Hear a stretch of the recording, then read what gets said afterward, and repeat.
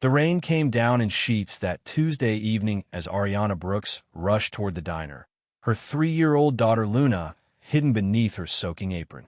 Inside, manager Martha's voice cut through the restaurant like a blade. "Take your baby and get out." And Ariana found herself trembling on the wet sidewalk, completely unaware that the man watching from the corner booth was about to change everything. Caleb Whitmore wasn't just any billionaire observing a struggling waitress. He was someone carrying ghosts of his own, and what he saw in Ariana awakened something he thought he'd buried years ago. But neither of them knew that helping her would unravel a conspiracy reaching back decades, or that the detective watching from the shadows had been waiting for Ariana to resurface, and tonight, her hiding was finally over.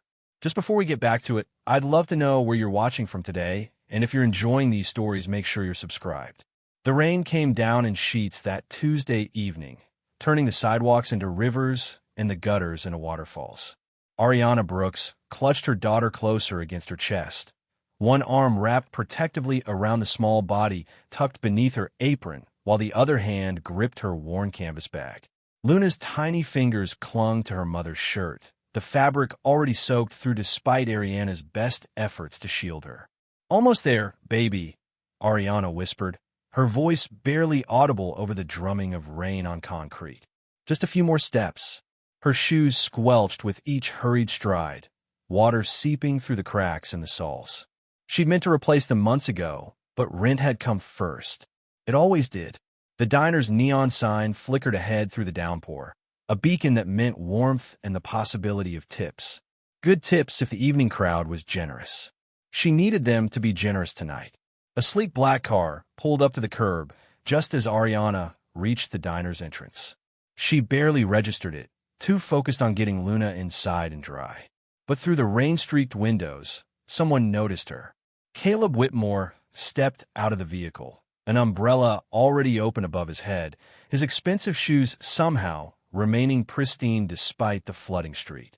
His eyes followed the young woman as she shouldered open the door, her entire body curved protectively around the small child hidden in her arms. Inside, the diner was warm but harsh under fluorescent lights. The smell of coffee and grease hung heavy in the air. Ariana moved quickly to the back hallway, past the kitchen where line cooks shouted orders, to the supply closet that doubled as her makeshift daycare. She'd folded 2 towels into a cushion in the corner, tucked behind boxes of paper napkins and industrial-sized ketchup containers. "I need you to be really quiet tonight. Okay, Luna?"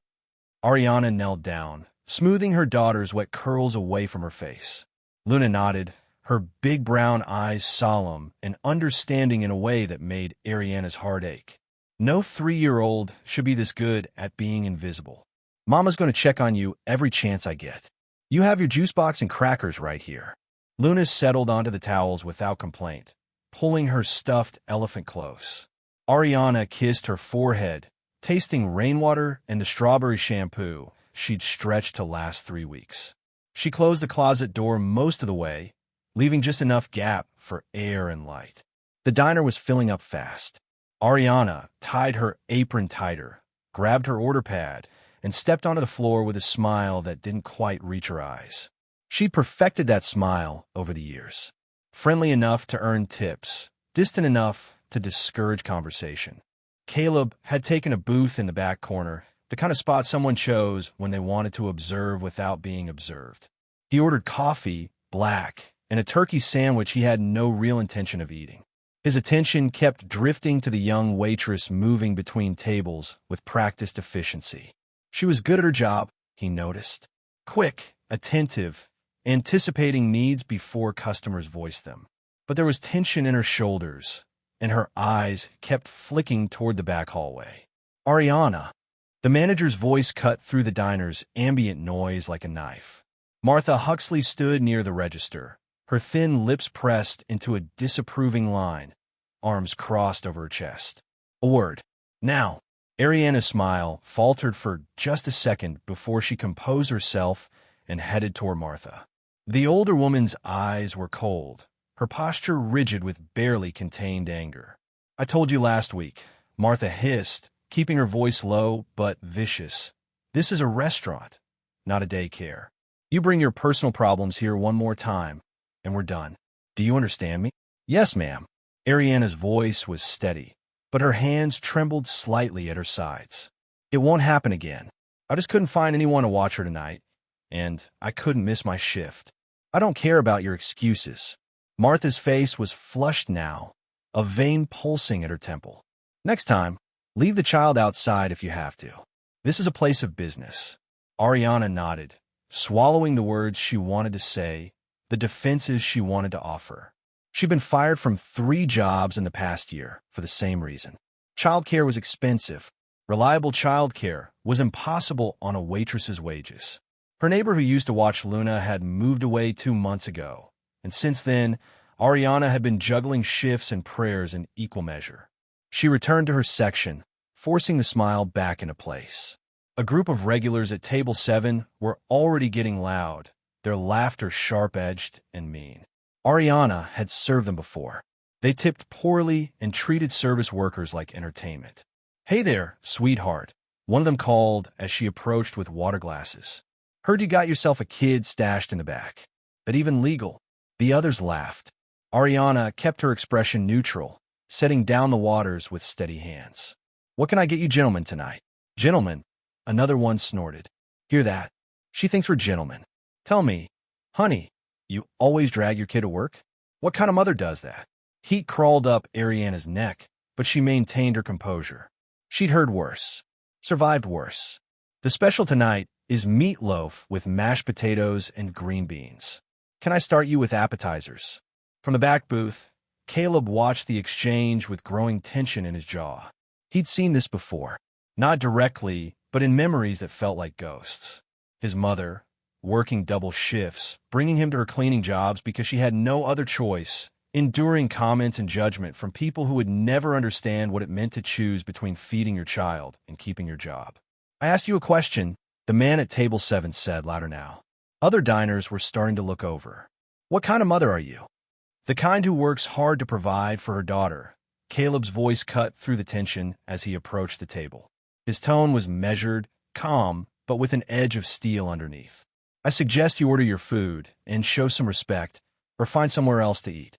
The men looked up, taking in Caleb's expensive suit, the quiet authority in his posture. One of them started to respond, but Caleb's expression stopped him. It wasn't a threat exactly. It was something colder, the absolute certainty that he could make their lives difficult if he chose to. They ordered quickly after that, avoiding eye contact. Ariana stared at Caleb as he returned to his booth, something flickering in her chest that felt dangerously close to hope. No one ever stood up for her. Not in restaurants, not in stores, not anywhere. She was used to fighting her battles alone, to making herself small and quiet so the world wouldn't notice her long enough to hurt her. She brought him a fresh coffee a few minutes later. "Thank you," she said softly. "You didn't have to do that." "Yes, I did." Caleb met her eyes directly. They were beautiful eyes, he noticed. Tired, wary, but still holding light. Everyone deserves basic human decency. Ariana wanted to say more, but Martha was watching from across the room with narrowed eyes. She nodded once and moved on to her next table, but she felt Caleb's gaze following her throughout the evening. It should have made her uncomfortable.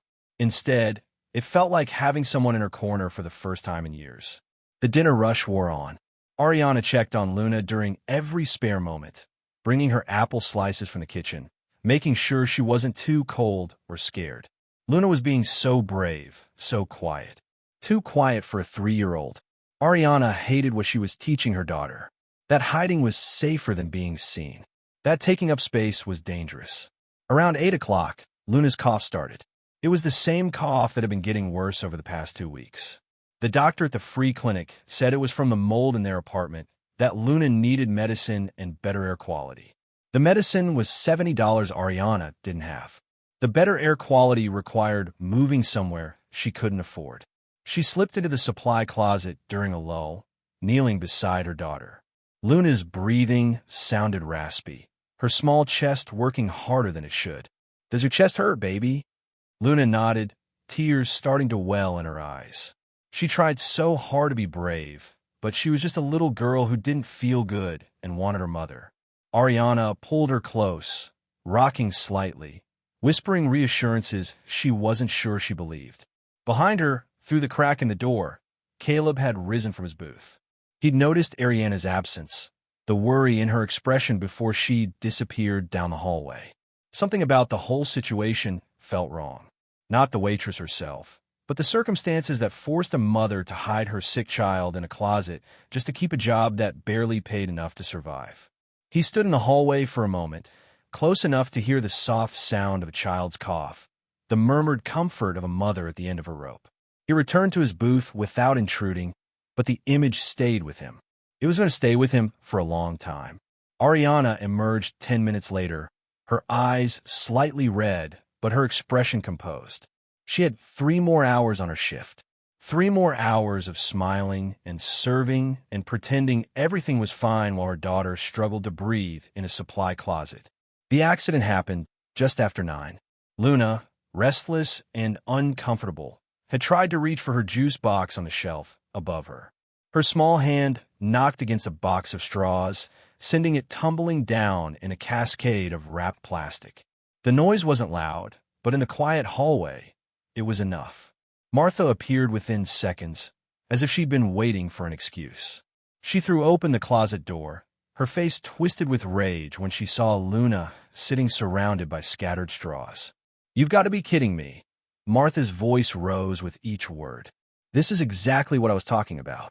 I'm sick and tired of your inability to keep your personal life separate from this workplace." Ariana rushed over, trying to keep her voice calm. "Martha, please. I'll clean it up right now. It was an accident.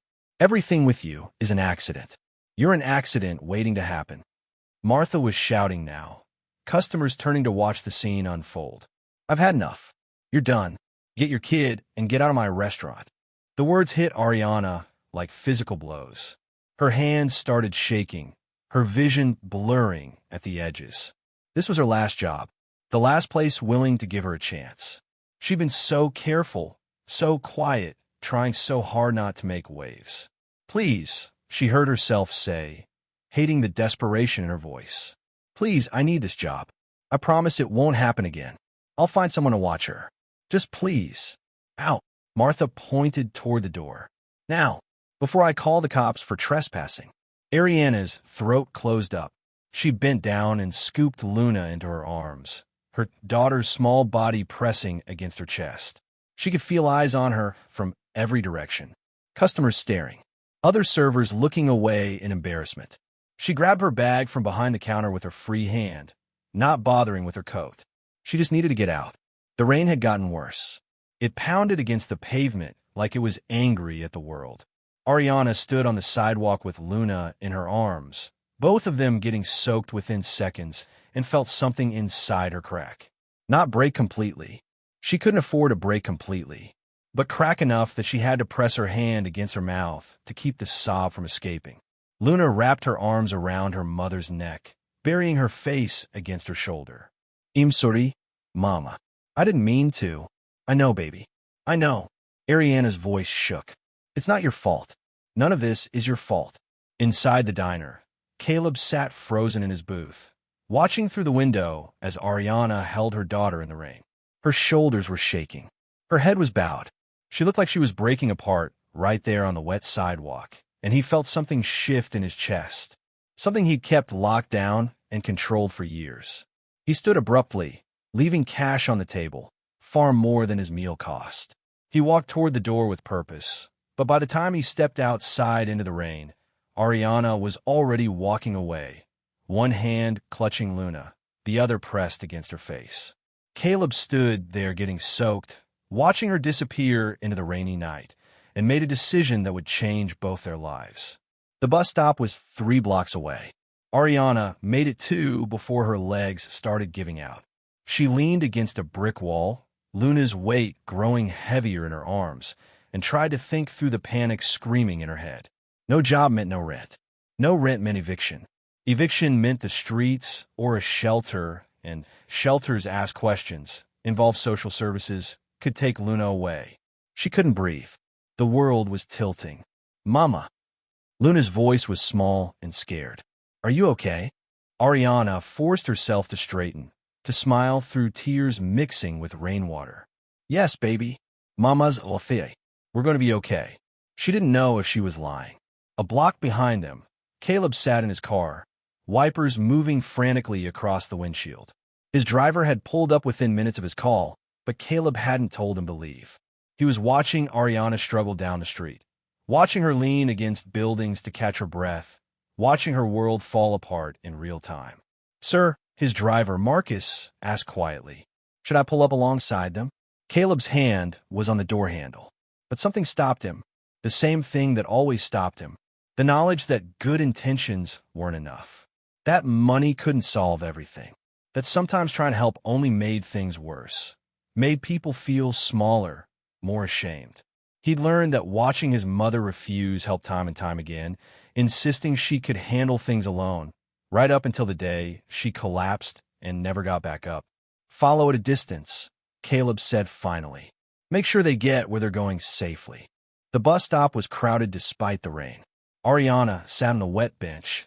Luna curled in her lap and stared at nothing. The bus fare was $2.50. She had $3.20 in her pocket. That left 70 cents between her and complete destitution. She made $18 in tips tonight before Martha fired her. It was still in her apron that was hanging on a hook back at the diner. A laugh bubbled up in her throat, high and slightly hysterical. Of course her tips were gone too. The bus arrived 20 minutes later. Ariana climbed on, counted out exact change, and found seats in the back. Luna was quiet against her chest, her breathing still raspy and wrong. Ariana pressed her lips to her daughter's forehead. She felt warm. Too warm. We're going home, Ariana whispered. We'll figure it out. We always do. She'd said those words so many times they'd started to lose meaning. But she kept saying them anyway, because what else did she have? Caleb watched the bus pull away, Marcus following at a careful distance. The route took them through progressively rougher neighborhoods until they reached an area where the streetlights were broken more often than functional. The bus stopped in front of a building that leaned slightly to one side, its facade crumbling, windows patched with cardboard and tape.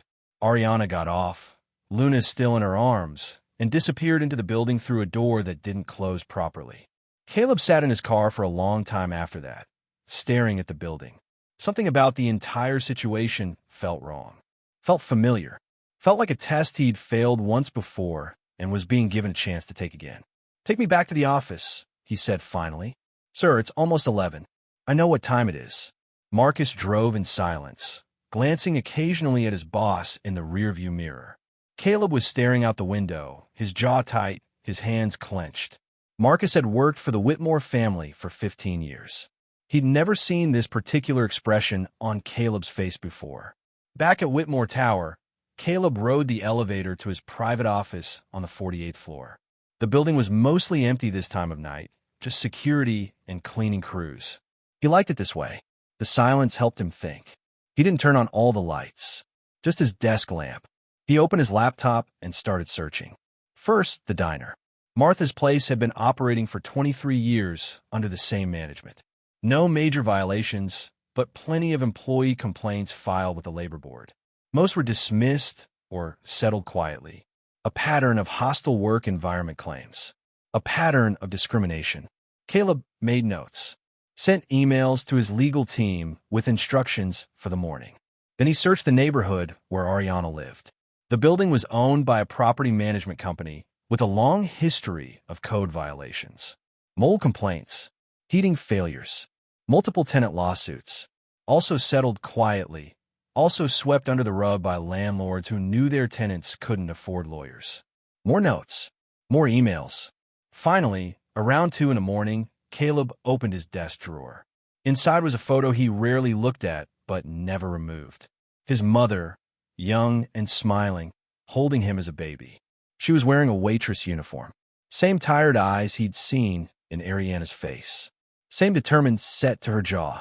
His mother had worked herself to death, trying to provide for him, while his father built a business empire and pretended she didn't exist.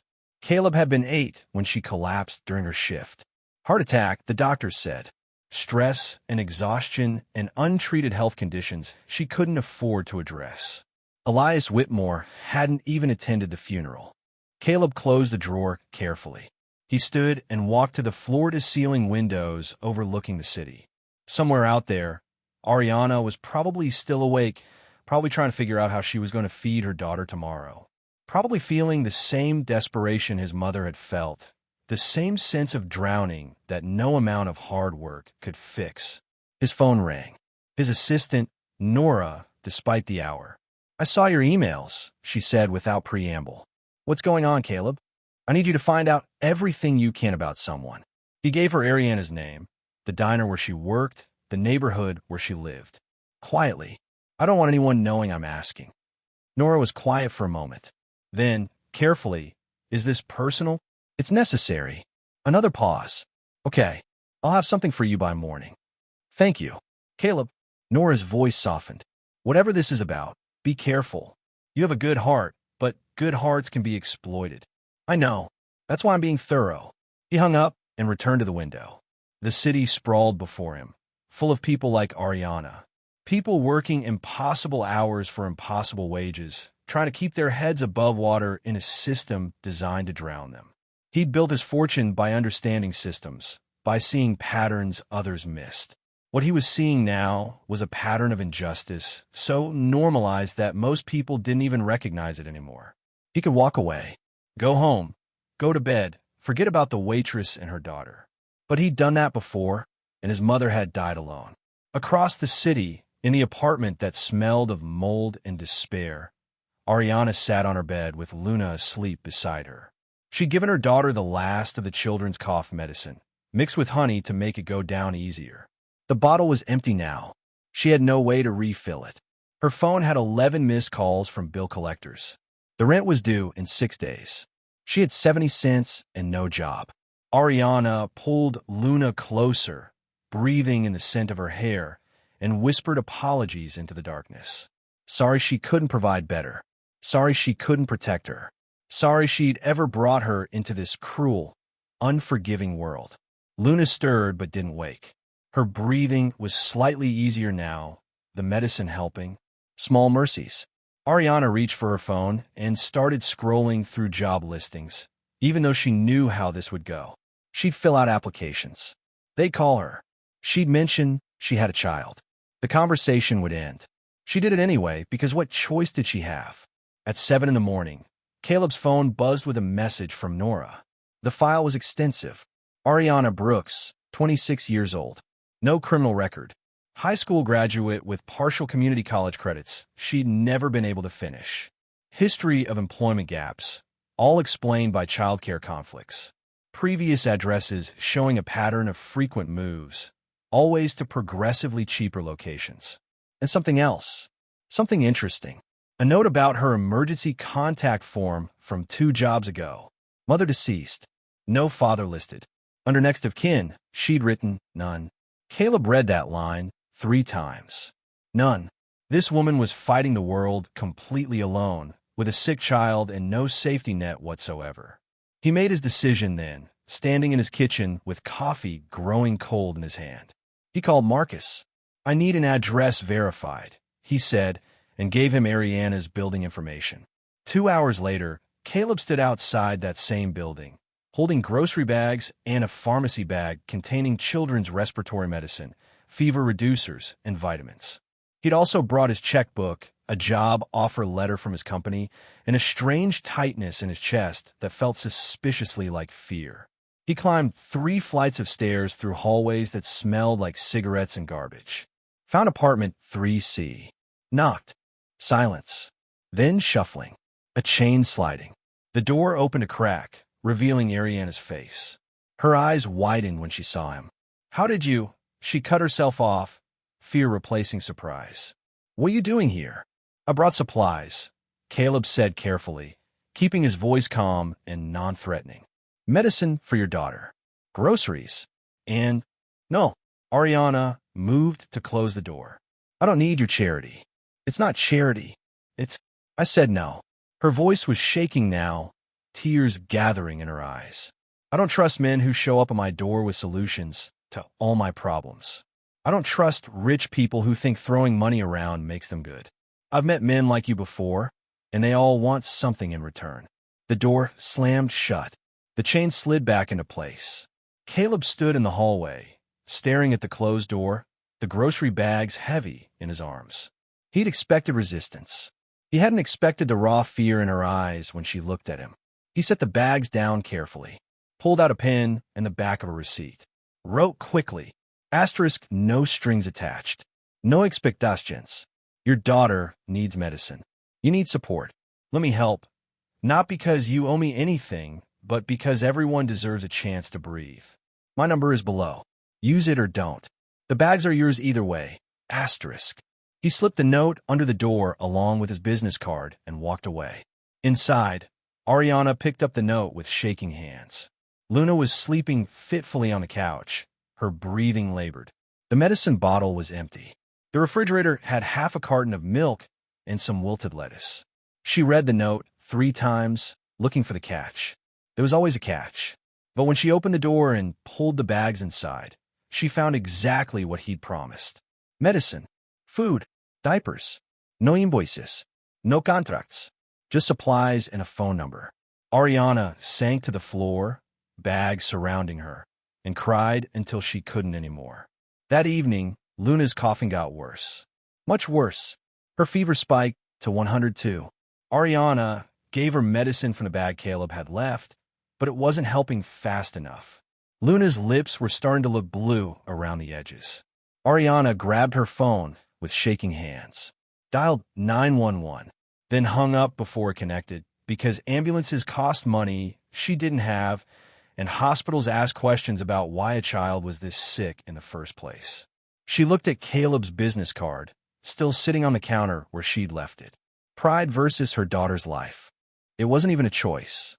She dialed his number, hands shaking so badly she had to try twice. He answered on the first ring.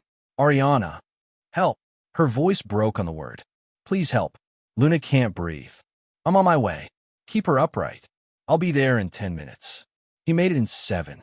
When Ariana opened the door, Caleb didn't hesitate. He crossed the threshold, took in the situation with one glance, and gently lifted Luna into his arms. The little girl didn't protest. She buried her face against his shoulder, wheezing. My car's outside. We're going to the hospital. Caleb's voice was calm, authoritative, not commanding, but steady in a way that made Ariana's panic recede slightly. Grab what you need. Ariana didn't argue. She grabbed Luna's elephant, her insurance card that covered almost nothing, and followed Caleb down the stairs.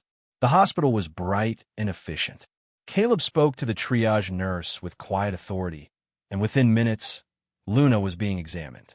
Ariana stood against the wall, arms wrapped around herself, while Caleb sat in a chair nearby, present but not intrusive. A doctor appeared, explaining that Luna had bronchitis complicated by environmental factors. She needed antibiotics, breathing treatments, and follow-up care. The doctor looked at Ariana with sympathy when she mentioned the cost. Before Ariana could respond, Caleb stood. I'll handle the billing. Make sure she gets everything she needs. Sir, everything she needs, Caleb repeated, his tone leaving no room for argument. The doctor nodded and disappeared. Ariana stared at Caleb, emotions warring across her face. You can yell at me later, Caleb said quietly. Right now, let's just make sure Luna's okay. Ariana wanted to argue, wanted to refuse. But Luna was already breathing easier with the oxygen mask, her small body relaxing as the medicine started working, and Ariana couldn't fight anymore. She sat in the chair next to Caleb and put her face in her hands. Thank you, she whispered. I don't understand why you're doing this, but thank you. Caleb didn't answer, couldn't answer, because he was still figuring that out himself. In the hallway outside Luna's room, a figure moved through the shadows. Detective Rowan Pierce stood with his hands in his pockets, watching through the window. His eyes narrowed when he recognized the woman sitting beside the hospital bed. Ariana Brooks. He thought she disappeared for good 3 years ago, and now she was back, with a child, and with Caleb Whitmore of all people. Rowan pulled out his phone and made a call. "You're not going to believe who I just found," he said quietly. "This changes everything." He walked away before anyone noticed him, leaving behind questions that would soon become threats.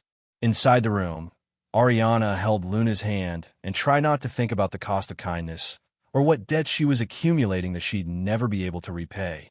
Luna spent 2 nights in the hospital.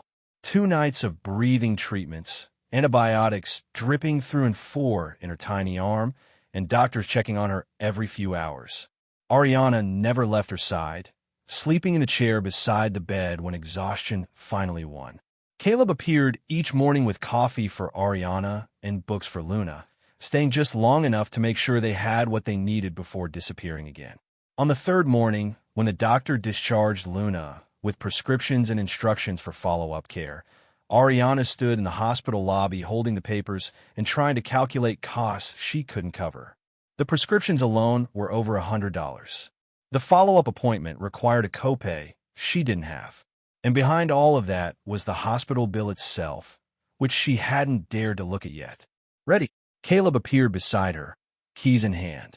He'd offered to drive them home, and Ariana had been too tired to refuse. The drive was quiet. Luna dozed in the back seat, her breathing finally clear and easy. Ariana stared out the window, watching the city roll past, feeling like she was moving through a dream where nothing quite made sense.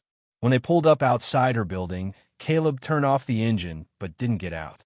"I know you don't want to hear this," he said carefully, "but I have a proposal. Not charity. A legitimate offer." Ariana's shoulders tensed. "I don't need. Just listen. Please." Caleb's voice was steady, patient. "I own several properties in better neighborhoods. One of them has a vacant apartment. 2 bedrooms, no mold, good heating. I also have connections with a reliable childcare facility that could take Luna during the day. And my company is hiring for administrative positions that pay well above minimum wage." Ariana turned to look at him, her expression guarded.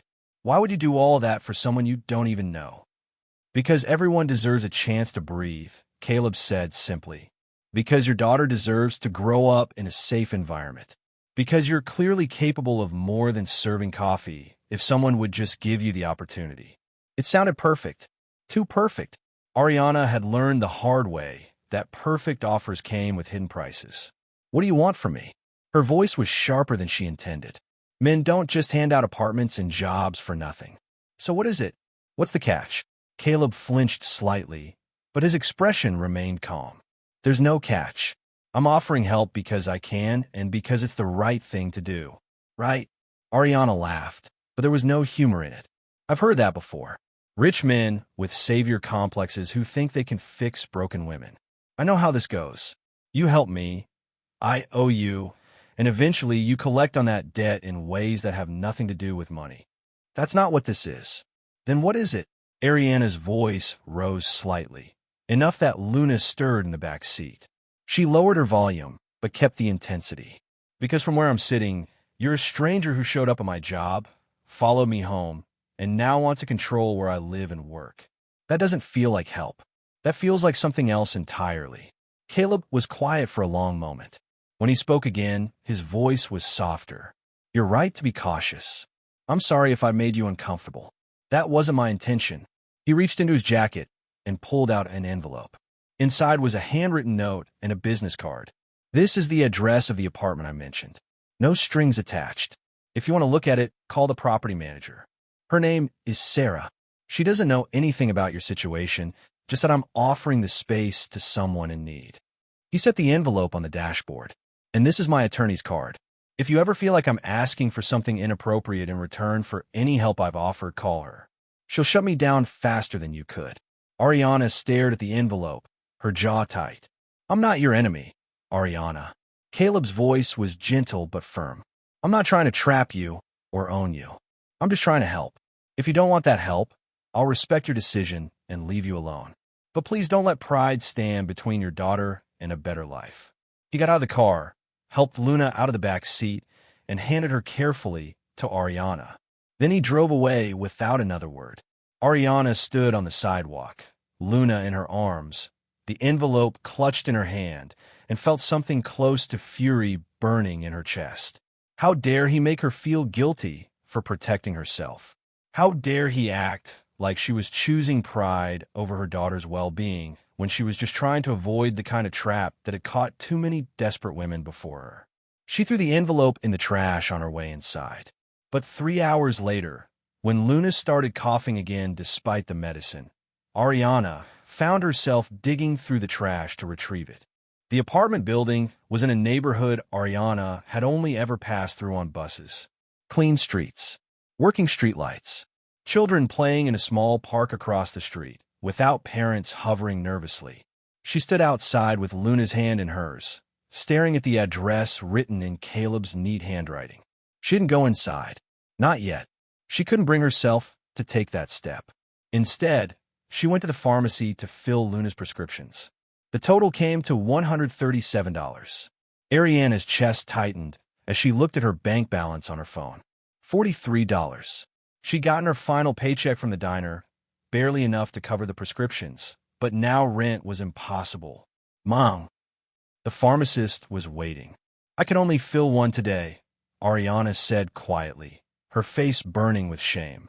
The antibiotic. I'll come back for the others. The pharmacist's expression softened with sympathy Ariana didn't want. She paid for the single prescription and left quickly, Luna's hand tight in hers. They were halfway home when Luna stopped walking. Just stopped, swaying slightly on her feet. Luna? Baby. Ariana knelt down, touching her daughter's forehead. It was hot. Too hot. The fever was back. Mama, I don't feel good. Luna's voice was small and scared. Ariana's hands started shaking. The medicine wasn't working fast enough. Or maybe Luna needed the other prescriptions too. Or maybe it was something worse, and they needed to go back to the hospital. She pulled out her phone, staring at the screen. She deleted Caleb's number. Told herself she didn't need it. Didn't need him. But she'd kept his attorney's card, tucked in her wallet just in case. She dialed the number with trembling fingers. A woman answered. Professional, warm. Morrison and Associates, this is Sarah speaking. I need to reach Caleb Whitmore. Please. It's an emergency. There was a brief pause. May I ask who's calling? Ariana Brooks. He gave me this number. My daughter, she's sick, and I don't know what to do. Hold, please. 30 seconds later, Caleb's voice came through the line. Ariana? What's wrong? Luna's fever is back. I only got one prescription filled because I couldn't afford all of them, and now she's burning up, and I don't know if I should take her back to the hospital or her voice broke. She was so tired of breaking. I don't know what to do. Where are you? She told him. He was there in 12 minutes. This time, Ariana didn't argue when he picked Luna up. She didn't protest when he carried her daughter to his car. She just followed, numb and exhausted and so far past her breaking point that she couldn't even remember what having strength felt like. They went to a private clinic instead of the hospital. Caleb knew the doctor personally. Within an hour, Luna was being examined, blood was being drawn, and Ariana was sitting in a comfortable waiting room trying not to fall apart completely. Caleb sat beside her, silent and steady. I can't do this, Ariana whispered finally. I can't keep her safe. I can't give her what she needs. I'm failing her. You're not failing her. You're surviving in a system that's designed to make survival impossible for people without resources. That's just a fancy way of saying, I'm not good enough. No, Caleb's voice was firm. It's a way of saying the system is broken, not you. Ariana turned to look at him, tears streaming down her face. Why do you care? Really, I need to understand why you're doing this. Caleb was quiet for a long moment. Then he spoke, his voice lower than usual, touched with old pain. My mother was a waitress. Single mother. Worked herself to death, trying to provide for me, while my father built his empire and pretended we didn't exist. He paused, his jaw tight. I was 8 when she collapsed during her shift. Heart attack. She died in the ambulance on the way to the hospital. Ariana's breath caught. I watched her struggle every day, Caleb continued. Watch her choose between feeding me and feeding herself. Watch her go to work sick because she couldn't afford to miss a shift. And I couldn't do anything to help her because I was just a kid. He looked at Ariana directly. But I'm not a kid anymore. I have resources. I have the ability to help. And when I saw you in that diner with Luna hidden in a closet, fighting the same fight my mother fought, I couldn't walk away. Not again. Ariana wiped her eyes, something shifting in her chest. This wasn't about control or obligation. This was about old wounds and second chances. I'm sorry about your mother, she said softly. So am I. Caleb's expression was distant for a moment. Every day, the doctor emerged before Ariana could respond. Luna was going to be fine. The infection was responding to treatment, but she needed all the medications prescribed, not just one. She also needed better living conditions. The doctor's words were kind but clear. The mold in their current apartment was making everything worse. I understand, Ariana said, even though she didn't understand how she was supposed to fix any of it. Caleb drove them home in silence. When they pulled up outside the building, he didn't turn off the engine. Just looked at Ariana in the passenger seat, Luna sleeping between them. The offer stands, he said quietly. The apartment. The job. No strings. But I understand if you can't trust that. I'll leave you alone if that's what you want. Ariana looked at her daughter, breathing peacefully for the first time in days, and thought about the mold stains on their ceiling, about the broken heater and the leaky pipes and the constant fear that one more thing would break and she wouldn't be able to fix it. Can I see the apartment? She asked. Just a look? No promises. Caleb's expression softened. Of course. The apartment was beautiful. Clean lines, fresh paint, 2 actual bedrooms with real doors, windows that let in natural light, a kitchen with appliances that worked. Ariana walked through it with Luna on her hip, touching walls, testing faucets, looking for the flaw that would reveal this whole thing as too good to be true. She couldn't find one. I can't afford this, she said finally, standing in the empty living room. The rent is subsidized through a program my company runs, Caleb explained. You pay based on your income. Whatever job you take, 30% of your paycheck goes to rent. The program covers the rest. That seems like charity. It's how housing should work. People shouldn't have to choose between rent and food. Ariana wanted to argue, wanted to find the trap. But Luna was running her small hands along the clean walls, her eyes bright with wonder, and Ariana felt her resistance crumbling. I need to think about it, she said. Take all the time you need. That night, lying in their moldy apartment with Luna coughing beside her despite the medicine, Ariana made her decision. Not because she trusted Caleb completely, not because she believed in fairy tale endings, but because her daughter deserved better, and Ariana was too tired to keep fighting alone. She called him the next morning. I'll take the apartment, she said, and I'll consider the job offer. But I need your lawyer's number on speed dial, and I need you to understand that if you try anything at all, I will destroy you. Caleb laughed softly. Deal. I wouldn't expect anything less. They moved into the new apartment 3 days later.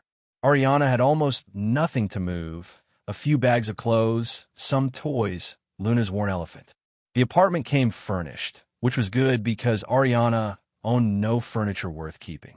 Luna loved it immediately. She ran from room to room, laughing, her breathing clear for the first time in months. Ariana stood in the living room watching her daughter play and felt something dangerous starting to bloom in her chest. Hope. The new job started the following Monday.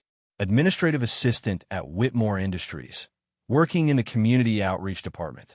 The pay was triple what she'd made at the diner, with health insurance and paid time off. Things Ariana had only ever dreamed about. Everything was perfect, too perfect. Ariana kept waiting for the other shoe to drop. It dropped on a Tuesday evening, 2 weeks after they'd moved in. Ariana had just picked Luna up from the childcare facility Caleb had recommended when she saw him. A man standing across the street, watching their building. Something about his posture, the way he held himself, made her blood run cold. She knew that posture, knew that face. Detective Rowan Pierce. Ariana grabbed Luna's hand and walked faster, her heart hammering. She got inside, locked the door, and stood with her back against it, breathing hard. Mama. Luna looked up at her, worried. What's wrong? Nothing, baby. Mama just walked too fast. She forced a smile, forced her hands to stop shaking. Let's make dinner. But she couldn't stop thinking about Rowan, about what he might want, about the promises he'd made 3 years ago about what would happen if she ever tried to leave. The knock came an hour later. Ariana looked through the peephole, her stomach dropping. Rowan stood in the hallway, hands in his pockets, looking casual and unthreatening in a way that made him more dangerous. She didn't open the door. "Ariana." His voice was muffled but clear. "I know you're in there. We need to talk. I have nothing to say to you." "That's too bad, because I have a lot to say to you." He leaned closer to the door. "About that night 3 years ago. About the landlord you tried to report. About the evidence that disappeared and the witness who vanished." Ariana's hands were shaking so hard she had to press them against the wall. "I don't know what you're talking about." "Yes, you do. You remember exactly what I'm talking about. You reported Marcus Delaney for running illegal operations out of his properties. Drug distribution, money laundering, tenant intimidation. You gave a statement, and then suddenly that statement disappeared, and you disappeared too." His voice turned colder. "Women like you don't get to just start over. Not when they owe people. I don't owe you anything." "Oh, but you do. See, I made your statement go away. I protected you from Marcus and his friends when they wanted to shut you up permanently. And now you're living in a fancy apartment, working a nice job, and you think you're safe?" He laughed softly. "No one's ever safe, Ariana." Before she could respond, another voice cut through the hallway. "Step away from the door." "Caleb." He'd appeared from the stairwell, his expression hard and cold in a way Ariana had never seen before. Rowan straightened, turning to face him with a smirk. "Mr. Whitmore, funny finding you here." I said, "Step away from the door. This is a private conversation. You're harassing one of my employees on private property. I'd suggest you leave before I call the police." Caleb pulled out his phone. "Or should I say, before I call your superior officer? I'm sure Captain Morrison would love to hear about a detective threatening civilians in their homes." Something flickered in Rowan's eyes. Not fear exactly. Calculation. "This isn't over," he said to the door, then to Caleb. "You're making a mistake getting involved with her. This woman has history. Dangerous history. Get out." Rowan left, but slowly, making it clear he was choosing to leave rather than being forced. Caleb waited until his footsteps faded before knocking gently on Ariana's door. "It's me." "He's gone." Ariana opened the door with shaking hands. Caleb took one look at her face and stepped inside, closing the door behind him. "Tell me everything," he said quietly. And Ariana, exhausted from carrying the weight of her secrets alone, finally did. She told him about the apartment she'd lived in 3 years ago, in a building owned by Marcus Delaney, about the strange people coming and going at odd hours, the packages that moved through the building in the middle of the night, the threats against tenants who asked questions. She told him about the young woman who'd lived across the hall, who died of an overdose, about how Ariana had found drugs in the building's basement and realized what was happening, about going to the police with evidence, making a statement, believing someone would finally help. "Rowan was the detective assigned to my case," Ariana said, her voice hollow. "He seemed sympathetic at first, took my statement, promised he'd investigate. Then a week later, he came to my apartment and told me the investigation was closed. He said if I kept pushing, Marcus would find out I'd reported him, and people who crossed Marcus tended to disappear." Caleb's jaw was tight. "He threatened you." "He said he was protecting me, that the best thing I could do was leave and never look back. So I did. I took Luna and left in the middle of the night with whatever we could carry." She laughed bitterly. "I thought we'd escaped. I thought if I stayed quiet and invisible, they'd forget about me. But now Rowan's found you. Because of you." Ariana looked at him directly. "Because I'm working for you, living in your building. I'm not invisible anymore." Caleb was quiet for a long moment, processing everything she told him. When he spoke, his voice was measured and calm, but there was steel underneath. Rowan was part of it. He wasn't just covering up Marcus's operations. He was involved in them. Ariana had suspected as much, but hearing it said aloud made her feel sick. "I'm going to fix this," Caleb said. "I have lawyers, investigators, resources. We can expose him, take him down properly." "You can't."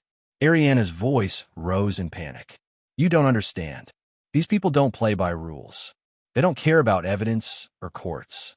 They care about protecting their interests, and right now, I'm a threat to those interests. Then we make you too visible to touch. We go public with everything. Make it impossible for them to silence you without drawing attention. And what about Luna? Ariana's eyes filled with tears. What happens to her if they come after me? What happens to my daughter? Caleb stepped closer, his expression intense. Nothing happens to Luna. Nothing happens to you. I won't let it. You can't promise that. Yes, I can. His voice was absolute. No one is going to touch you or your daughter. Not ever again. Ariana wanted to believe him. She was so tired of being afraid, of looking over her shoulder, of running from shadows. But 3 years of fear didn't disappear just because someone made promises, no matter how sincere they seemed. There's something else, Caleb said quietly. Something you should know. He pulled out his phone and showed her a photo. It was old, faded, showing a young woman holding a baby. This is my mother. Her name was Patricia. Ariana looked at the photo, confused about why he was showing her this now. She worked as a housekeeper for wealthy families when I was young. One of those families was mine. My father's family. Caleb's expression was complicated. She cleaned houses while my father ran his business empire, and he never acknowledged me as his son until she died, and he had no choice. I don't understand what this has to do with. Your mother worked for my family too. Caleb's voice was gentle. Her name was Dorothy Brooks. She was a housekeeper in my father's estate 27 years ago. Ariana's world tilted. How do you know that?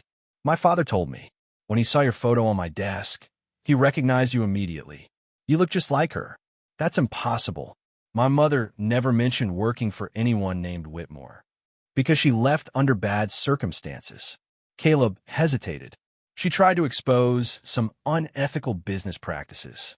Corruption involving city contracts, bribery, the same kind of network Marcus Delaney is part of now.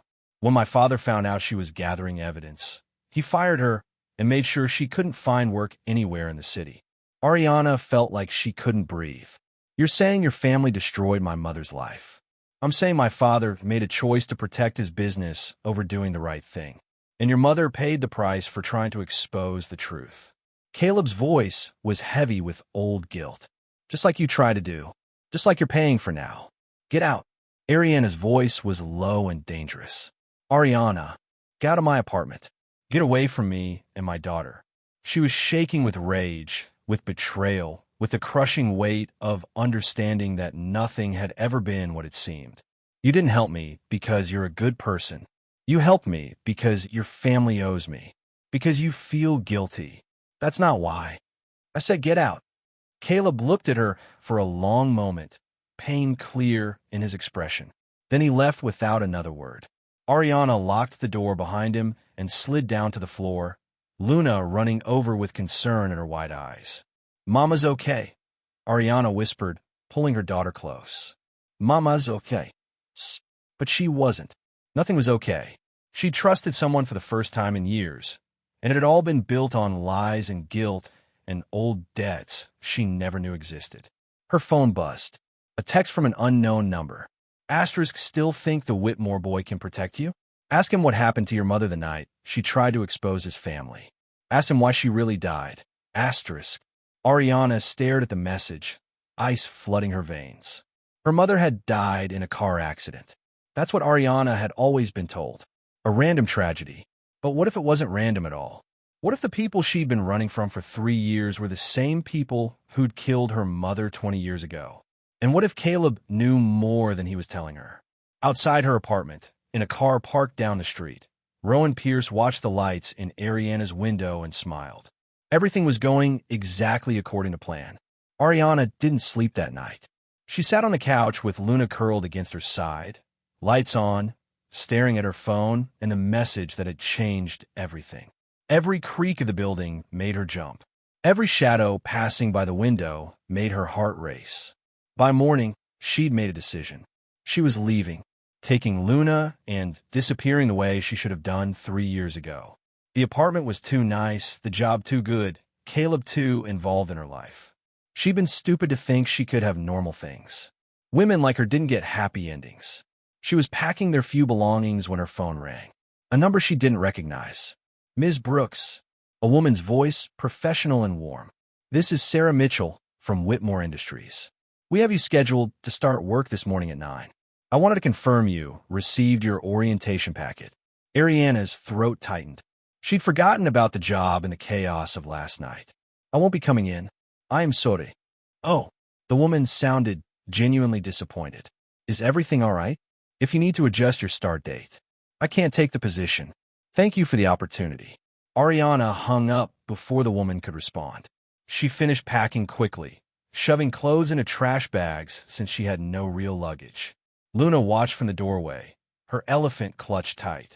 Are we leaving, Mama? Yes, baby. We're going on an adventure. I like it here, though. Luna's voice was small, sad. It doesn't smell bad. Ariana's heart cracked a little more. I know, sweetheart, but sometimes we have to go even when we don't want to. She was loading their bags by the door when someone knocked. Ariana froze, her pulse spiking. Through the peephole, she saw Caleb standing in the hallway, holding a folder. She didn't open the door. Ariana, I know you're angry, Caleb said through the wood. I know you don't trust me, but I need to show you something. It's about your mother. I don't want to hear anything you have to say. She kept journals. My father had them. Records of everything she witnessed while working for our family. His voice was urgent now. I found them last night in his office. Ariana, your mother didn't die in an accident. You were right. Ariana's hand was on the doorknob before she could stop herself. She opened a crack, the chain still engaged. What are you talking about? Caleb held up the folder. Let me come in. Please. You need to see this. Against every instinct screaming at her to run, Ariana unhooked the chain. Caleb stepped inside, his eyes immediately going to the packed bags by the door. His expression tightened, but he said nothing about them. He opened a folder on the coffee table. Inside were photocopies of handwritten pages, the script careful and neat. Ariana recognized it immediately. Her mother's handwriting. She documented everything, Caleb said quietly. Names, dates, transactions. City officials taking bribes. Real estate deals involving falsified inspections. A whole network of corruption involving landlords, police, and politicians. Ariana picked up one of the pages, her hands trembling. Asterisk Marcus Delaney received payment of $50,000 from Councilman Harris for overlooking building violations in the warehouse district. Detective R. Pierce present during exchange. 3 witnesses relocated by force. Asterisk. Detective Ver. Pierce, Ayana whispered. Rowan. He's been part of this for at least 20 years, Caleb said. Probably longer. Your mother was gathering evidence to expose all of them. That's why my father fired her. Not because she did anything wrong, but because she was getting too close to the truth. And then she died. Ariana's voice was hollow. 3 months after she was fired. Her car went off a bridge. The police report said she lost control on a wet road. But look at this. Caleb pulled out another document. A witness statement from someone who'd been driving behind Dorothy that night. This person said another car forced her off the road, ran her into the guardrail deliberately. But when detectives investigated, this witness suddenly recanted, said they'd been mistaken, that it was dark and they weren't sure what they'd seen. Ariana felt sick. Who was the lead detective on the case? Caleb met her eyes. Rowan Pierce. The room spun. Ariana sat down hard, pressing her hands to her face. Her mother hadn't died in an accident. She'd been murdered, killed for trying to expose the same corruption network that was threatening Ariana now. Why didn't your father do anything? Ariana's voice was raw with anger. He had these journals. He knew what happened. Why didn't he go to the authorities? Because he was protecting himself. Caleb's voice was tight with shame. Some of those transactions involved Whitmore properties. Nothing illegal on my father's part, but enough to damage his reputation if it came out. He chose his business over justice for your mother. He chose his business over my mother's life. Ariana looked at Caleb with tears streaming down her face. And you expect me to trust your family after that? No, I don't expect you to trust my family. I'm asking you to trust me. Caleb knelt down, so they were eye level. My father made choices I can never forgive him for. But I'm not my father. I want to make this right. I want to expose everyone involved in your mother's death and make sure they pay for what they did. It's been 20 years. Evidence is gone. Witnesses are dead or scared silent. How do you expect to prove any of this? Because you're still alive. Caleb's voice was intense. You have your own evidence about Marcus and Rowan. Your statement from 3 years ago still exists somewhere, even if it was buried. We combine your mother's journals with your testimony, and we have enough to reopen investigations, bring in federal authorities, bypass the corrupt local police. And in the meantime, what happens to Luna? Ariana's voice broke. What happens to my daughter while we're playing detective and making powerful people angry? We protect her. We protect both of you. Caleb stood, his expression determined. I've already hired private security. They're outside right now, watching the building. No one gets near you or Luna without going through them first. Ariana wanted to argue, wanted to tell him it wasn't enough, that nothing was ever enough. But when she looked at Luna, sitting on the floor playing with her elephant, oblivious to the danger surrounding them, she knew she couldn't keep running forever. Eventually, someone would catch them. Better to fight from a position of strength than to spend the rest of their lives looking over their shoulders. Okay, she said quietly. But if anything happens to Luna, nothing will happen to Luna. I swear it. That afternoon, Ariana stepped outside for the first time since Rowan's visit, Luna's hand tight in hers.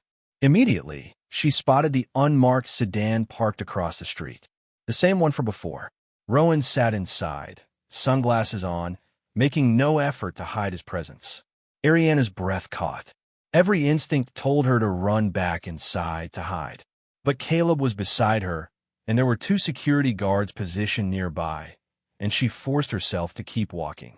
Rowan watched them approach the car where Marcus waited. Then he started his engine and pulled away slowly, deliberately, making sure Ariana saw him watching, making sure she knew he could reach her whenever he wanted. Back in the apartment, Ariana locked herself in the bathroom and sobbed quietly into a towel so Luna wouldn't hear. The fear was back, that old familiar terror that lived in her bones. She thought moving to a nice apartment and taking a good job would make her safe. Instead, it had just painted a target on her back. Caleb found her an hour later, sitting on the bathroom floor with her knees pulled to her chest. I can't do this, she whispered. I'm not strong enough.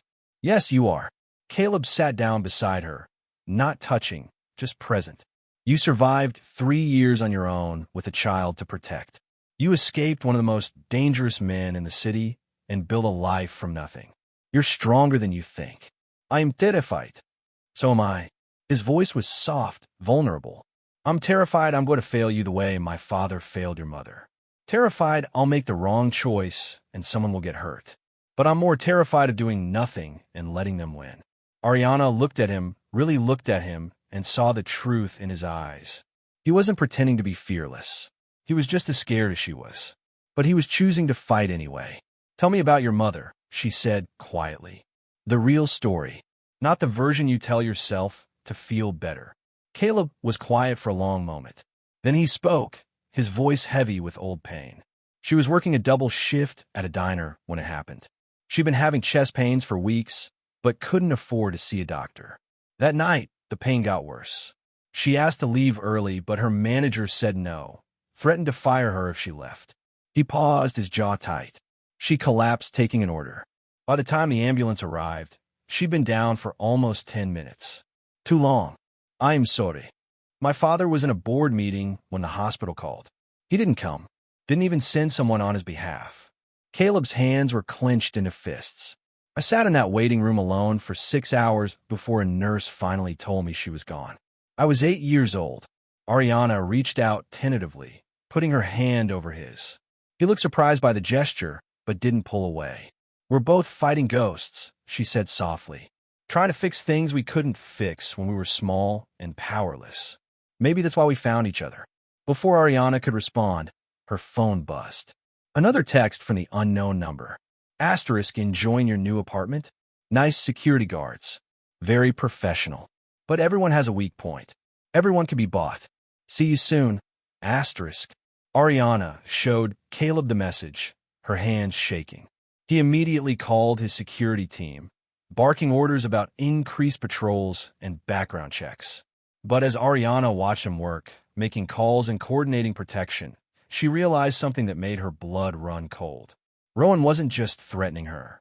He was watching them, closely enough to know about the security team, about the apartment, about everything. Which meant he had access to information he shouldn't have. Which meant someone close to them was feeding him details. She just didn't know who. The attack came 2 nights later. Ariana had just put Luna to bed when the power went out. The apartment plunged into darkness, emergency lighting flickering on seconds later, casting everything in eerie red shadows. "Stay calm." Caleb's voice came from the living room where he'd been working on his laptop. "It's probably just a blown transformer." But Ariana knew better. Her heart was already racing, adrenaline flooding her system. She moved quickly to Luna's room, scooping her sleeping daughter into her arms. Luna stirred but didn't fully wake. "Caleb," Ariana called out, her voice tight with fear. "This isn't an accident." Before he could respond, they heard it. Footsteps in the hallway outside. Multiple sets. Heavy boots. The security guards should have stopped anyone from getting up here, which meant either the guards had been compromised or whoever was outside had already dealt with them. Caleb moved fast. He pulled out his phone, fingers flying over the screen. "Lockdown initiated. Building security is alerted. Police are on the way." Police won't help if Rowan's involved. Ariana was backing toward the bedrooms, clutching Luna close. Her daughter was awake now, sensing the fear, starting to whimper. Someone tried the doorknob, found it locked. Then came the sound of tools working on the lock itself. "Bedroom," Caleb said quietly, urgently. "Now." They moved together, Caleb positioning himself between Ariana and the door. In the master bedroom, he opened the closet and showed her a hidden panel in the back wall. Panic room. The previous tenant was a diplomat. Reinforced walls, separate ventilation, direct line to emergency services. He helped her inside with Luna. The space was small but secure. "Lock it from the inside. Don't open it for anyone except me." "What about you?" "I'll be fine. Go." Ariana wanted to argue, but Luna was crying now, and the sounds from the living room were getting louder. She stepped into the panic room with her daughter and watched Caleb close the panel. Through a small monitor inside, she could see what was happening in the apartment. 2 men in maintenance uniforms entered through the front door, their lockpicks finally succeeding. Behind them came Rowan Pierce, no longer pretending to be anything other than what he was. "Mr. Whitmore." Rowan's voice was pleasant, conversational. "Fancy meeting you here. You're trespassing. My security team will be here any second. Your security team is currently dealing with a minor emergency on the ground floor." Amazing how easy it is to create distractions. Rowan walked further into the apartment, looking around casually. "Where is she?" "Who?" "Don't play games." "Ariana Brooks. She's here. I can feel it." Caleb stood his ground, jaw tight. "Even if she was, what makes you think I'd tell you?" "Because you're a smart man who understands when he's outmatched." Rowan pulled a gun from his jacket, not pointing it at Caleb, but making its presence known. "I don't want to hurt anyone. I just need to have a conversation with Ms. Brooks about some old business." In the panic room, Ariana pressed her hand over her mouth to keep from screaming. Luna was shaking against her chest, quiet but terrified. "She has nothing to say to you," Caleb said, his voice steady despite the weapon. "Whatever you think she knows, whatever evidence you're worried about, it's already with my attorneys. Killing her won't make it go away." "Killing her?" Rowan laughed. "Who said anything about killing? I'm a detective, Mr. Whitmore. I solve problems legally." His smile faded. "But there are other ways to ensure silence. Ways that involve child protective services and allegations of unfit parenting. Ways that end with a little girl in foster care while her mother faces charges for conspiracy." Ariana felt like she'd been punched. He was threatening Luna, threatening to take her daughter away using the very system that was supposed to protect children. She saw Caleb's hands clench into fists, saw the rage flash across his face before he controlled it. "You won't touch that child. I won't have to. The system will do it for me. All it takes is one anonymous report, one welfare check, one judge who believes a single mother living beyond her means must be involved in something illegal." Rowan stepped closer. "Now, where is she?" Before Caleb could respond, a voice echoed from the apartment doorway. "That's enough, detective." Everyone turned. An older man stood in the entrance, his presence commanding despite his age. Ariana recognized him from photos. Elias Whitmore, Caleb's father. Mr. Whitmore. Rowan straightened slightly, suddenly less confident. "This doesn't concern you. When you threaten my son and his associates, it absolutely concerns me." Elias walked into the apartment, two private security guards flanking him. "I believe you're trespassing. I suggest you leave before I call your captain and explain how one of his detectives broke into a private residence." Rowan's jaw tightened. "You don't want to make an enemy of me. I made an enemy of you 20 years ago when I should have exposed you and your corrupt network. I was a coward then." Elias's voice was cold, controlled. "I won't be a coward now." For a long moment, no one moved. Then Rowan holstered his weapon and gestured to his men. They left without another word, but Rowan paused at the door. "This isn't over. Not by a long shot." Once they were gone, Caleb moved quickly to the closet. "Ariana, it's safe. You can come out."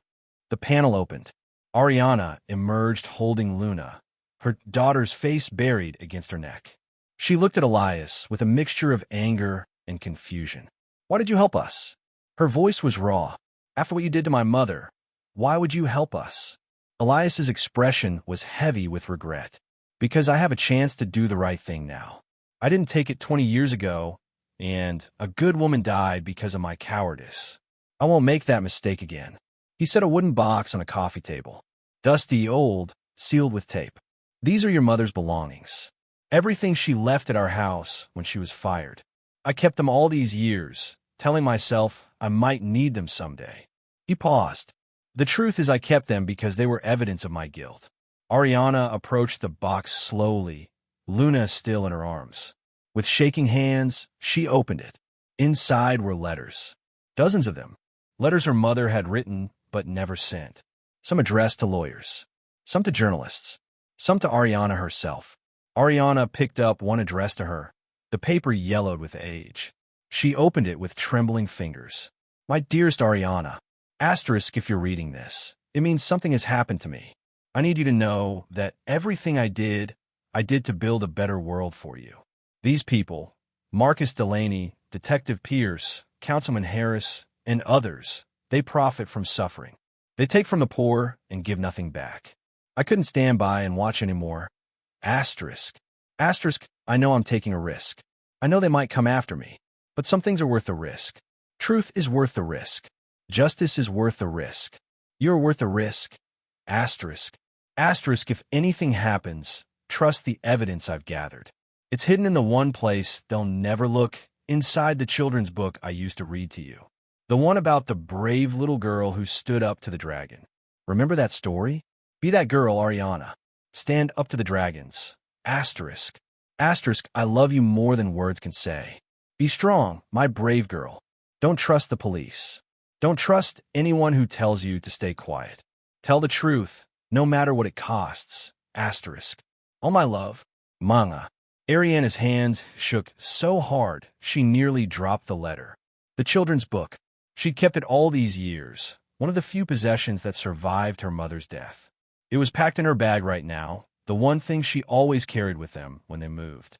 She set Luna down gently and went to her bag, digging through clothes until she found it.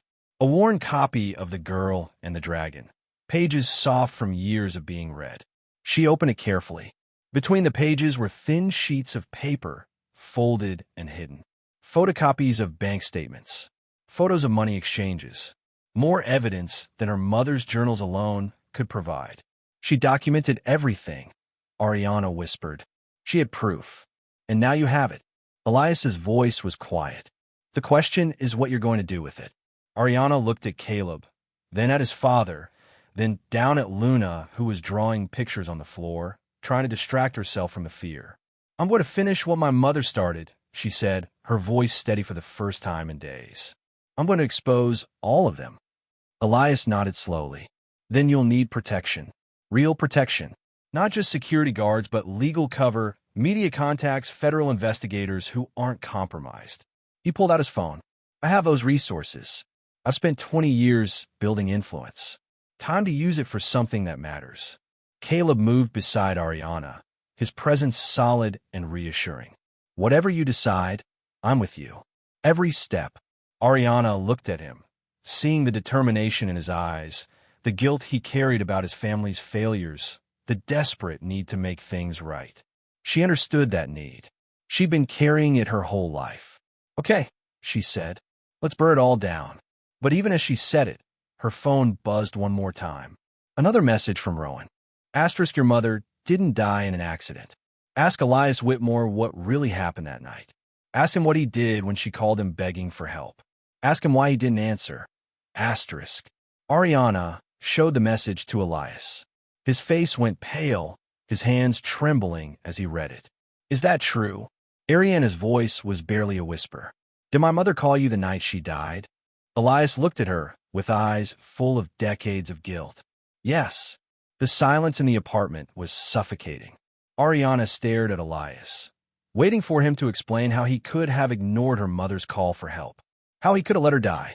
She called me at 11:30 that night, Elias said finally, his voice hollow with shame. She was terrified, said someone had been following her all day, said she had evidence that could bring down the entire network, and she needed somewhere safe to hide. He paused, his hands trembling. I told her I couldn't help, that getting involved would destroy everything I'd built. I told her to go to the police. But the police were part of it, Ariana whispered, tears streaming down her face. I know. She told me that. Begged me to reconsider. Elias's voice cracked. I hung up on her. 30 minutes later, her car went off that bridge. Caleb looked at his father with disgust. You let her die to protect your reputation. Yes. Elias met his son's eyes.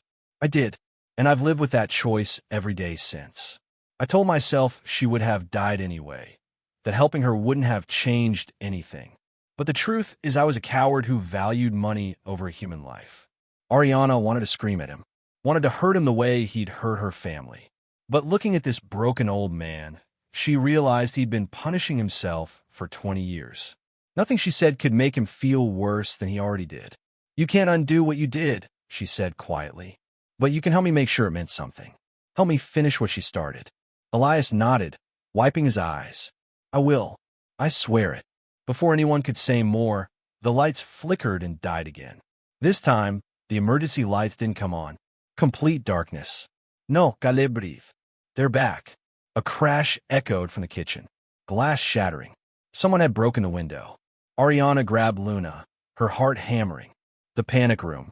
No time, Caleb said urgently. They'll know about it now. We need to get out. Elias was already moving, his security guards appearing with flashlights. Service elevator. It has its own power supply. They ran through the dark apartment, Luna clutching her mother's neck, whimpering softly. Behind them, Ariana could hear footsteps. Multiple people. Coming fast.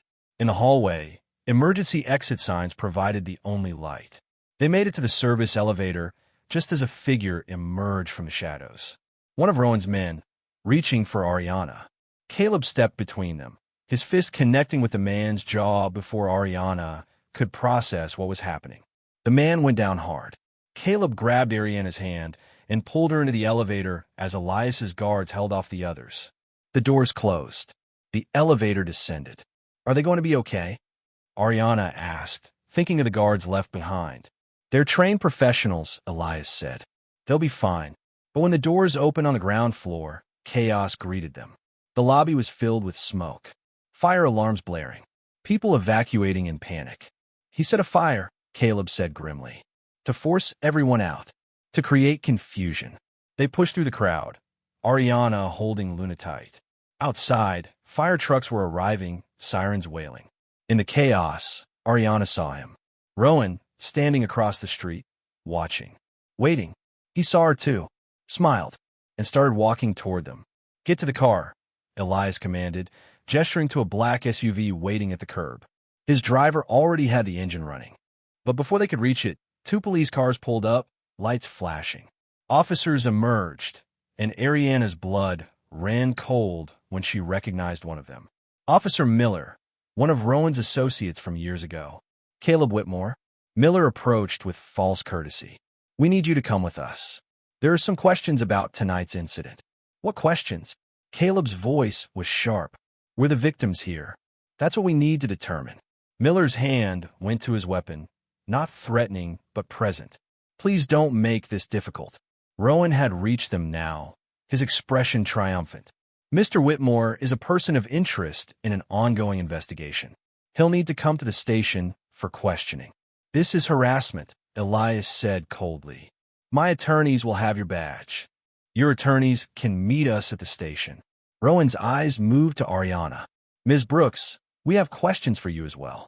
About your connection to Marcus Delaney and certain allegations from 3 years ago. Ariana felt the trap closing around them. Rowan was separating them, isolating her, making her vulnerable. Don't say anything, Caleb said urgently as officers moved to separate them. Not without a lawyer present. Ariana, do you understand?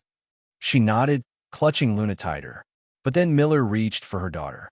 The child will need to stay with social services while we sort this out. No. Ariana's voice was raw with panic. You can't take her. She hasn't done anything wrong. Standard procedure when both parents are being questioned. Miller's smile was cruel. Unless you have other family who can take her. Ariana had no one. No family. No friends close enough to trust with Luna. She looked at Caleb desperately, but officers were already pulling him toward a patrol car. I'll take her, Elias said suddenly, stepping forward. I'm Caleb Whitmore's father. I'll ensure the child is safe while her mother is questioned. Miller hesitated, looking at Rowan for guidance. Rowan's jaw tightened. He hadn't expected Elias to interfere. That won't be necessary, Rowan started. Unless you have legal grounds to separate a child from her family during a voluntary questioning, I suggest you accept my offer. Elias's voice carried decades of authority. Otherwise, I'll have every news station in the city here within the hour asking why the police are traumatizing a 3-year-old. The threat worked. Miller backed down, and Ariana found herself transferring Luna into Elias's arms.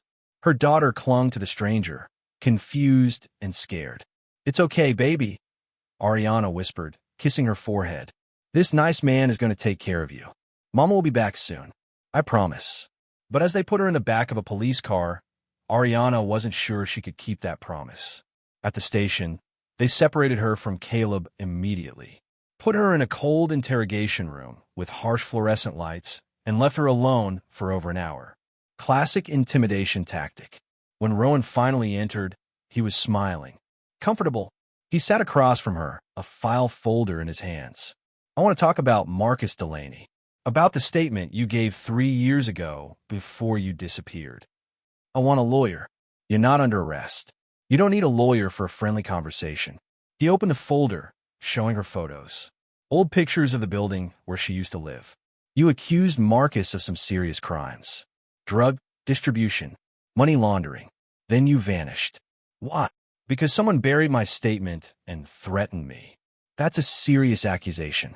Who threatened you? Ariana looked at him directly. You did. Rowan's smile didn't waver. I don't recall that. Do you have proof? Not yet, but I will. Will you? He leaned forward. See, the thing about evidence is it needs to be credible. And you're not exactly a credible witness, Ariana. Single mother. Unstable employment history. Living beyond your means in an apartment provided by a wealthy man. It looks suspicious. Like maybe you're involved in something illegal yourself. That's not true, isn't it? Where did you get the money for Luna's hospital bills? How are you affording your current lifestyle? Most people would assume you're trading something for all that generosity. Ariana's face burned with humiliation and rage. Caleb helped me because he's a good person. Or because you have something he wants. Information, perhaps. Leverage. Rowan pulled out another photo. This one of Ariana's mother. Your mother tried to play this game too. Thought she could expose powerful people and walk away clean. How'd that work out for her? Ariana's hands clenched into fists under the table. I'm offering you a choice, Rowan said quietly. Walk away now. Take your daughter. Disappear again. We'll forget about the old statements. Forget about the questions. You get to keep Luna safe. He paused. Or keep fighting and watch everything fall apart. Your daughter ends up in foster care. You end up facing charges. Caleb loses everything defending you. Is that what you want? Before Ariana could respond, the door burst open. A woman in an expensive suit strode in, her expression furious. This interrogation is over. My client will not be answering any more questions without proper representation. And you are? Rowan asked, though his expression suggested he already knew. Jennifer Morrison, Ms. Brooks's attorney. This interrogation was conducted without her being informed of her rights, without counsel present, and under false pretenses. She looked at Ariana. You're free to go. Now. Ariana stood on shaking legs and followed Jennifer out. In the hallway, Caleb was waiting, similarly freed by his own attorney. Are you okay? He moved toward her immediately, his hands gentle on her shoulders. Luna. Where's Luna? Safe. With my father at a secure location. I'll take you to her. They were escorted out of the station by a team of attorneys who blocked every attempt by officers to delay them. Outside, news vans were gathered, cameras flashing, reporters shouting questions. Jennifer positioned herself in front of the cameras. Ms. Ariana Brooks and Mr. Caleb Whitmore were unlawfully detained tonight by Detective Rowan Pierce in an attempt to silence witnesses to police corruption. We will be filing formal complaints and pursuing civil action. The reporters erupted with questions. Rowan appeared at the station entrance, his face tight with barely controlled rage. This isn't over, he mouthed at Ariana. But as cameras turned toward him, as reporters started asking about corruption allegations, Ariana realized something had shifted. They weren't hiding anymore. They were fighting in the open, where people could see. The safe house was a penthouse in another part of the city, secured by Elias's best security team. When Ariana walked through the door, Luna ran to her immediately, crying and clinging. I'm here, baby. Mama's here. Ariana sank to the floor, holding her daughter, breathing in the scent of her hair. I'm never letting you go again. Elias stood nearby, looking uncertain. She was very brave. Didn't cry once until she heard your voice. Ariana looked up at him, this man who had failed her mother, but protected her daughter. Thank you. Over the next 3 days, everything unraveled for Rowan and his network. Caleb's attorneys delivered Dorothy's journals, the hidden evidence, and Ariana's testimony to federal investigators. The story exploded across every news outlet. Corruption spanning 2 decades. Multiple officials implicated. A young woman murdered for trying to expose the truth. The public response was immediate and furious. Protests outside City Hall. Demands for investigations. Calls for resignations. Rowan was arrested on charges of corruption, evidence tampering, and conspiracy. When they searched his home, they found more evidence. Records of payoffs. Lists of coerced witnesses. Proof of his involvement in Dorothy Brooks's death. Marcus Delaney fled the city, but was caught at the airport. Others turned on each other, making deals, exposing more corruption in exchange for reduced sentences. The whole rotten system came crashing down. In a courtroom 3 months later, Ariana sat in the witness stand, hands steady, voice clear. She recounted everything. The threats, the fear, her mother's fight for justice. She held nothing back. When the judge ruled in favor of reopening Dorothy Brooks's case as a homicide investigation, Ariana felt something release in her chest. A weight she'd been carrying for 20 years finally lifting. Outside the courthouse, reporters surrounded her. Caleb stood beside her, solid and present, as she spoke to the cameras. My mother died trying to expose corruption. She was silenced, but her voice lives on through the evidence she left behind. I'm speaking for both of us now when I say that justice delayed is still justice. And we won't stop fighting until everyone responsible is held accountable. The crowd erupted in applause. Later, at the penthouse, Elias met with Ariana privately. He'd aged visibly over the past months, the guilt and stress taking their toll. I'm establishing a foundation in your mother's name, he said quietly. For victims of housing corruption and police misconduct. Full legal support, housing assistance, whatever they need to fight back. Money doesn't fix what you did. I know. Nothing can fix it. Elias's voice was heavy. but maybe it can help prevent the same thing from happening to someone else. Maybe it can mean Dorothy's death wasn't completely in vain. Ariana considered this, then nodded slowly. She would have liked that. Helping others was all she ever wanted to do. Elias pulled out a check, sliding it across the table. This is for you and Luna. Compensation for what my family took from yours. It won't bring your mother back, but it might give you a fresh start. Ariana looked at the amount and felt dizzy. Enough to never worry about rent or medical bills again. Enough to give Luna the life she deserved. I don't want charity. It's not charity. It's restitution. It's what we owed your mother 20 years ago. He stood slowly. I can't undo the past, Ariana, but I can make sure your future is secure. Please, let me do this one thing right. She took the check with trembling hands. A month later, Caleb found Ariana and Luna in a park, watching the sunset. Luna was running through grass, laughing freely, her lungs clear and strong. She looks happy, Caleb said, sitting beside Ariana on the bench. She is. For the first time in her life, she's just a normal kid. No hiding, no fear. Ariana smiled. It's everything I wanted for her. And what about what you want?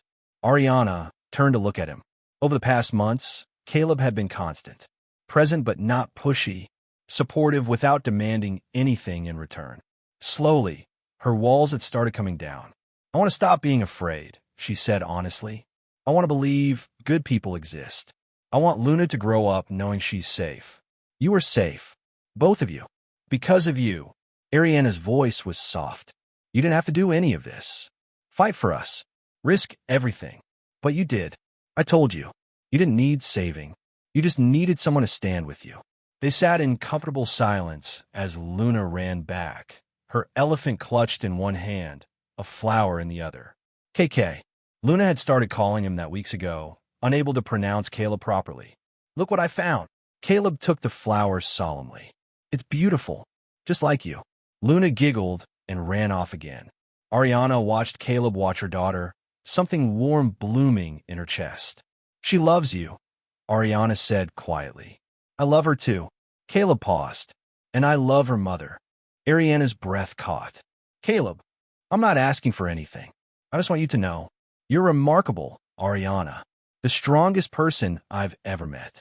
And Luna is lucky to have you as her mother. Ariana felt tears gathering. I didn't believe good men existed anymore. Until you. You saved yourself. I just stood beside you while you did it. Luna came running back, this time grabbing both their hands. Can we get ice cream? Ariana laughed, wiping her eyes. Yes, baby. We can get ice cream. As they walked together through the park, Luna between them holding both their hands, Ariana realized this was what healing looked like. Not the absence of pain, but the presence of hope. Not forgetting the past, but building a future anyway. 6 months later, at the dedication ceremony for the Dorothy Brooks Justice Foundation, Ariana stood at a podium looking out at hundreds of faces. Caleb stood to her left, Luna in his arms. Elias sat in the front row, his expression solemn. My mother taught me that some things are worth fighting for, Ariana said, her voice carrying across the crowd. Truth, justice, the belief that ordinary people can stand up to powerful systems and win. She died for those beliefs, but her fight didn't end with her death. It continued through me, through everyone here who refuses to stay silent in the face of injustice. She looked at Luna, sleeping peacefully against Caleb's shoulder. My daughter will grow up in a better world because of what my mother started, because of what we finished together. That's the legacy Dorothy Brooks left behind. Not fear, not silence, but courage. The crowd rose in a standing ovation.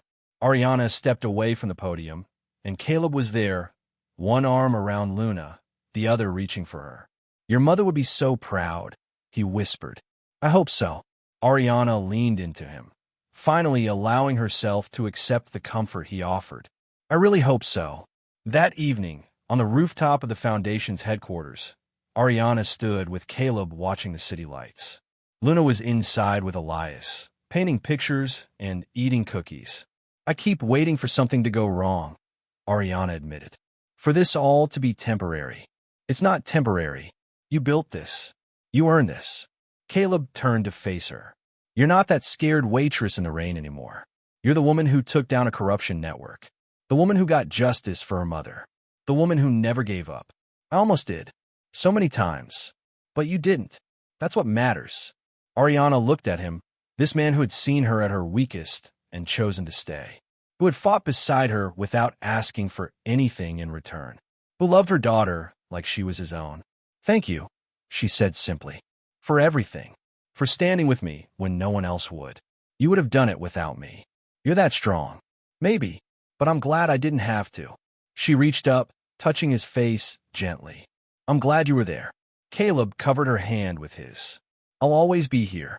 For as long as you want me. Forever might be nice. He smiled then, real and warm, and pulled her close. They stood together watching the city, two people who had found each other in darkness and built something beautiful in the light. Inside, Luna pressed her face against the window, watching them. She didn't fully understand everything that had happened, all the fear and fighting and danger. But she understood this. Her mama was smiling. Really smiling. And KK made her mama happy. That was enough. As the sun set over the city, painting everything in shades of gold and pink, Ariana felt something she hadn't felt in years. Peace. Not the absence of problems, but the presence of hope. The knowledge that whatever came next, she wouldn't face it alone. Her mother's fight had ended in tragedy. But Ariana's fight had ended in justice, healing, and the promise of a future built on truth rather than fear. Some stories don't have happy endings, but this one did. And it was earned through every tear, every moment of courage, every choice to stand up instead of staying down. Dorothy Brooks's daughter had finished what her mother started, and in doing so, had found not just justice, but home. If someone powerful offered you help when you were drowning, but their family had destroyed yours in the past, could you ever truly trust them? Or are some debts too deep to forgive? Like and subscribe for more stories about courage, justice, and second chances.